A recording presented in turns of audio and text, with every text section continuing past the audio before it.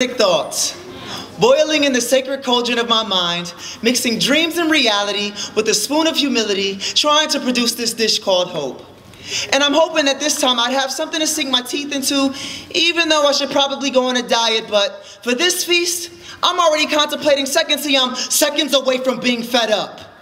And it's crazy because I could never stomach the thought of you leaving. So whenever we speak, I will regurgitate I'm sorry each time. Time is the essence I sprinkle. Time for me to give up. Time for me to stop praying. Time for me to get out of this deep-seated regret. Time for me to move on to the next, on to the next, on to the next, being chanted with the intent to kill love by Judas-like friends whose only goal is to crucify the good we had, but the good we forgot when the heat to the pot was turned up too high.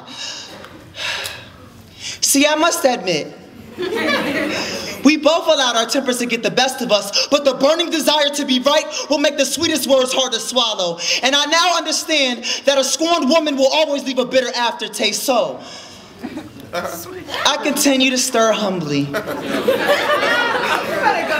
I add a pinch of the truth, a spoonful of prayer, and about a palm-sized amount of devotion. Keep stirring, sprinkle some discipline, hold the devotion, and add a whole bag of lust. Look, I know we're supposed to watch what we eat, but flesh always seems more appetizing. Golden brown breasts and thighs are enticing, especially when followed by the right piece of cake. And I was born with diabetes. I never meant to desert you. I said, keep your cherry because this relationship needed to go on a diet.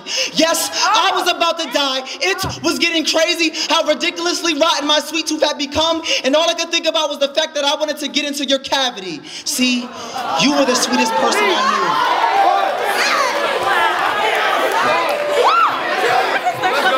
But I still needed to die. It was becoming hard to cope with the fact that you were putting others before me, and I would allow my jealousy to ignite our petty arguments. See, I still need to die. It isn't fair how you can allow someone else to intrude into your heart because things weren't going the way you wanted them to be. And I understand, things weren't going the way that you wanted them to be. And now I'm confused to whether or not you really loved me in the first place. See, I wanted to be first place. And I understand that you were hungry and starving people eat anything, but it still isn't fair for you to feast your eyes on something else so quickly. You should have told me you wanted fast food.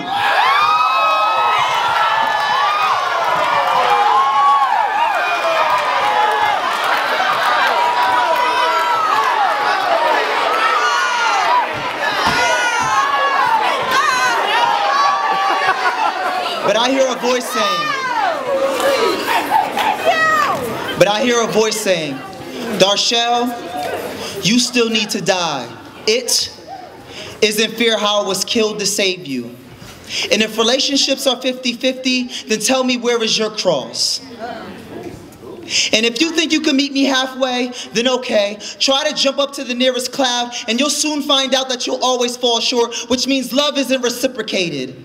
And if you're supposed to love her how I love the church, then that means you better be ready to die. It means swallowing your pride. It means that you need to put everyone else aside. It means that even though there's another guy, you still need to love her, because how many times have I loved you even though you rented your heart out to false idols? Talk about it. What? So now, I stand here, continuously stirring humbly, allowing God to change the recipe. And I stand here and wait for him to show me the one he wants me to dine with. Thank you. Oh, yes.